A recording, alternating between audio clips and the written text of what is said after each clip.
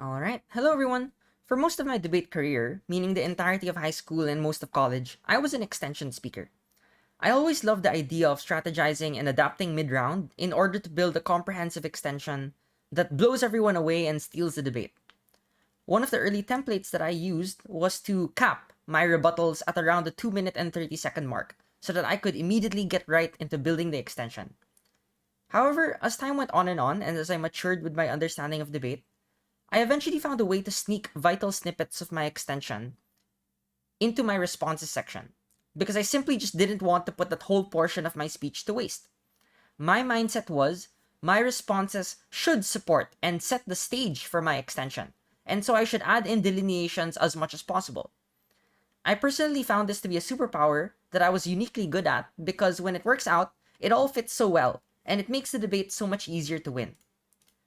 And later on in my debate career, meaning when I was in my senior year and partnering with one of the greatest extension speakers in history, this is David, by the way, I embraced becoming a whip speaker and was put in the position of having to make many different responses. Coming from my background, I wasn't the type of whip speaker that was destructive, in the sense of taking an argument and giving 5 independent reasons as to why something is independently wrong on its own. Rather, I found a way to develop a style that actively centered David's extension as a focal point for my responses. And essentially, blatantly speaking, this strategy was to build during my responses as much as possible so that I could increase our chances of winning at closing. And in my opinion, I had so much fun doing this that I found a way to dark arts magic my way to conceding the fact that I was building. But seriously though, in actuality, whips should build in their responses in the sense that, of course, you shouldn't just repeat material and respond for response's sake.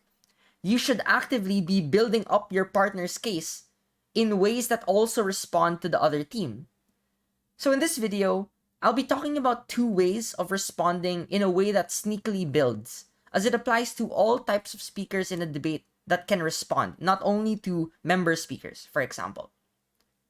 The first method is to respond in a way that deepens characterizations in the debate, or what I would call vertically responding.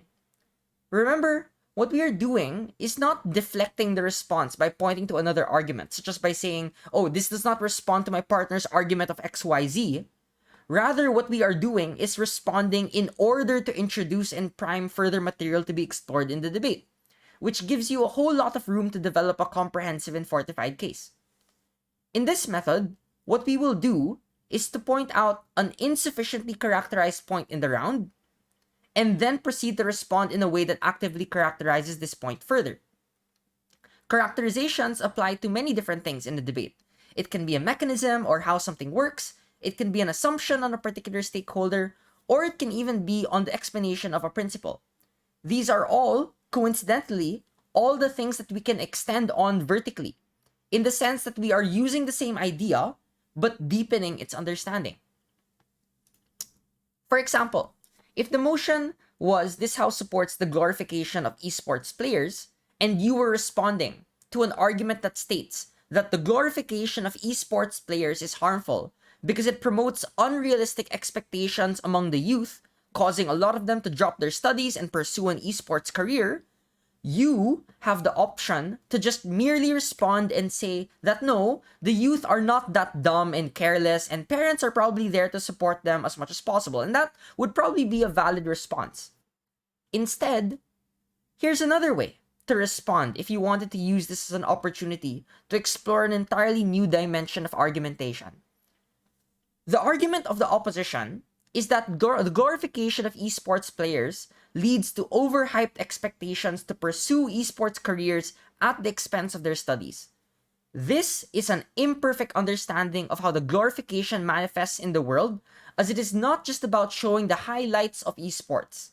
If anything, this is instrumental to how the esports industry actively inserts and integrates itself into educational systems as well, where players are able to build stable careers and interact with the different esports businesses involved in forming legitimate contracts for their lives.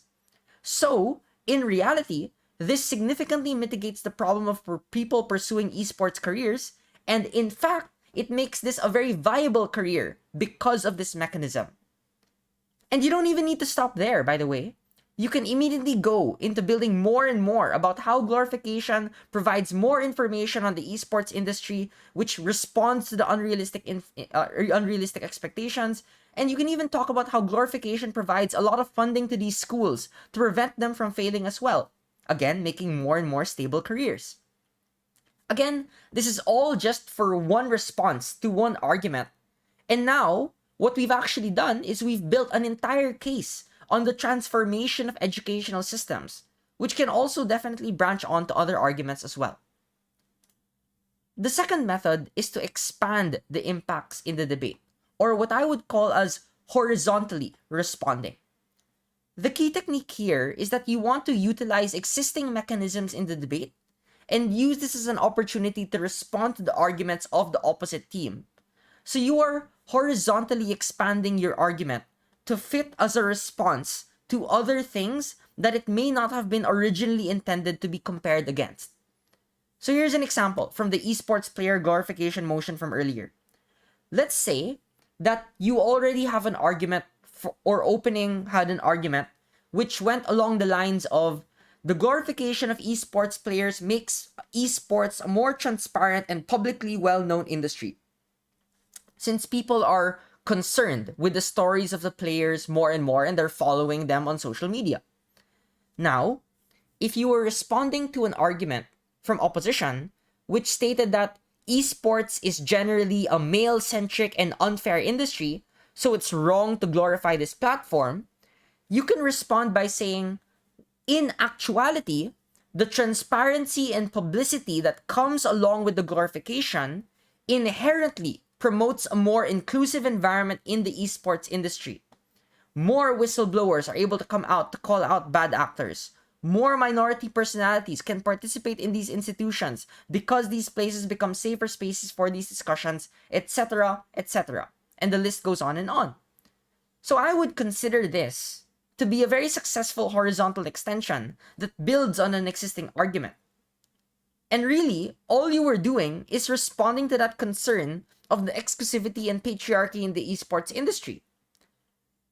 So don't feel confined to just responding to the argument in the vacuum that the opposition team paints it as. Because, of course, you're falling into the trap of just arguing on their own terms. You should actively instead connect other existing arguments or other mechanisms or other characterizations in the debate and reutilize them as a platform for your arguments as well. And that's what I would call a horizontal extension or a horizontal way of responding, because these are things that were already explained, but you're utilizing them in other creative ways that can build an entire extension or build an entire argument on your own. All right, that should be it for today's video, everyone. Thank you and have a wonderful day.